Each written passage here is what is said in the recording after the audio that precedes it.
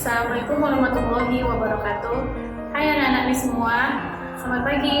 Semoga semuanya dalam keadaan sehat ya.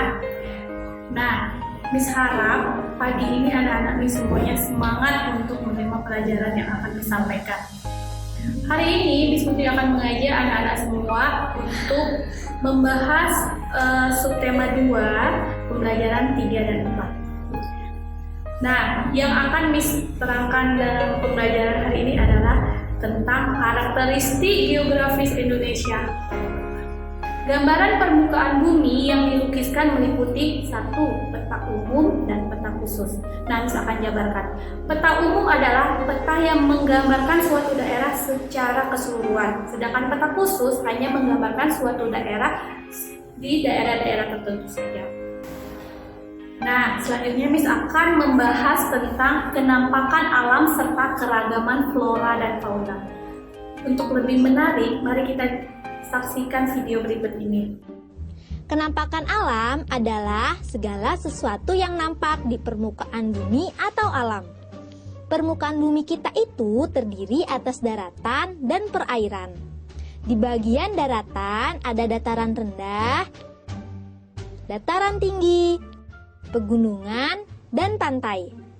Sedangkan bagian perairan ada sungai, danau, selat, teluk, laut, dan samudra. Indonesia memiliki banyak gunung dan pegunungan. Ada yang berapi dan ada yang tidak berapi. Gunung berapi ada yang masih aktif dan ada yang sudah mati. Coba perhatikan di peta. Gunung berapi simbolnya adalah segitiga merah. Sedangkan gunung tidak berapi adalah segitiga hitam. Semburan gunung abu dan lava gunung meletus dapat menyuburkan tanah di sekitarnya loh.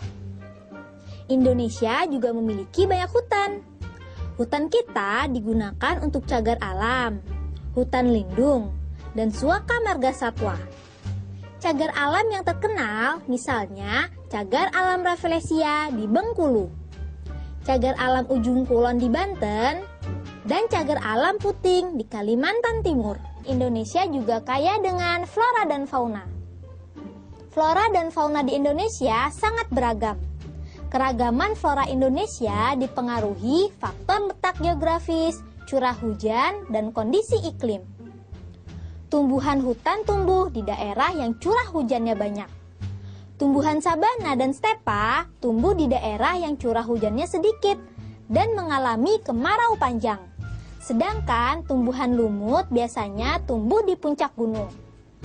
Di bagian barat Indonesia, Jawa, Sumatera, dan Kalimantan, tumbuhannya bercorak Asia. Curah hujan di daerah ini cukup tinggi, sehingga tumbuhannya subur.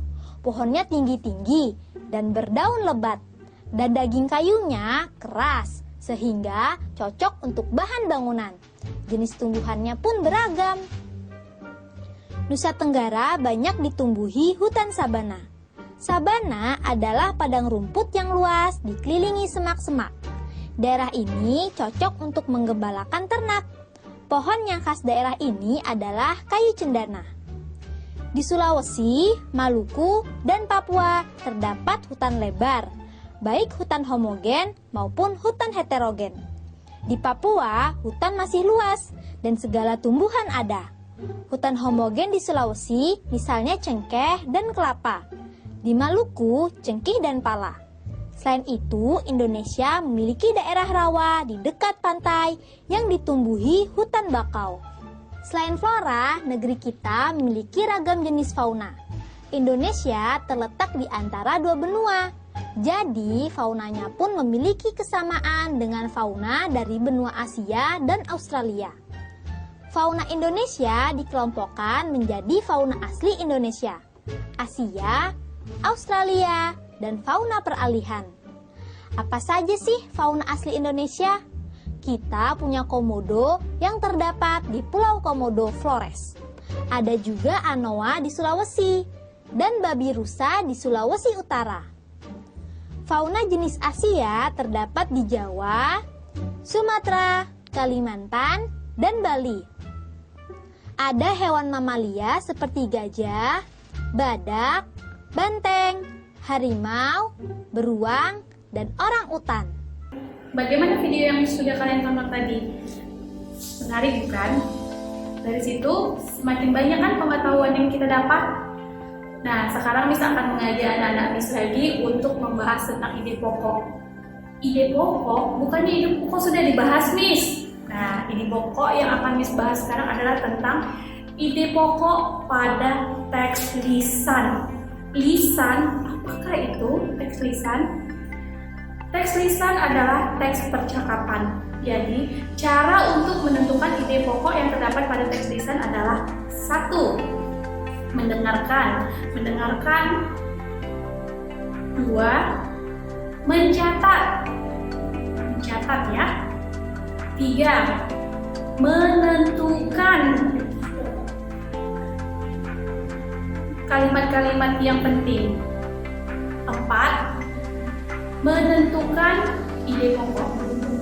Baru yang terakhir, menentukan topik.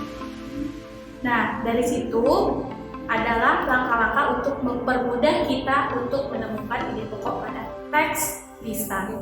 Selanjutnya misalkan menjelaskan tentang sikap kepedulian yang sesuai dengan nilai-nilai yang terkandung dalam sila Pancasila. Apakah itu sikap-sikapnya? Nah, mari kita perhatikan slide berikut ini. Kepedulian yang sesuai dengan nilai-nilai Pancasila. 1. Sila pertama berisi tentang hubungan masyarakat Indonesia dengan Tuhan Yang Maha Esa. 2. Sila kedua memiliki makna bahwa hubungan antar manusia merupakan hubungan yang sama derajatnya. 3. Sila ketiga memiliki nilai kebangsaan dalam masyarakat Indonesia yang bersatu. 4. Sila keempat mendorong tercapainya tujuan persatuan Indonesia dengan musyawarah untuk tercapainya mufakat. 5. Sila kelima bermakna bahwa setiap warga negara perlu berupaya mewujudkan keadilan sosial dalam masyarakat. Alhamdulillah anak-anak Miss semuanya sudah banyak menerima ilmu yang bermanfaat. Semoga dengan melihat video ini kalian dapat menjawab semua pertanyaan-pertanyaan dengan gampang ya. Sebelum Miss tutup, Miss ada pesan beberapa yaitu tentang mari sama-sama kita jaga kesehatan tubuh kita agar kita selalu terhindar dari yang namanya penyakit atau virus. Dengan cara cuci tangan, gunakan masker jika berpergian, dan selalu jaga jarak jika berjalan. Mungkin hanya itu yang bisa disampaikan. Semoga bermanfaat. Disudahi dengan wabillahi taufiq wal hidayah. Assalamualaikum warahmatullahi wabarakatuh. Dadah.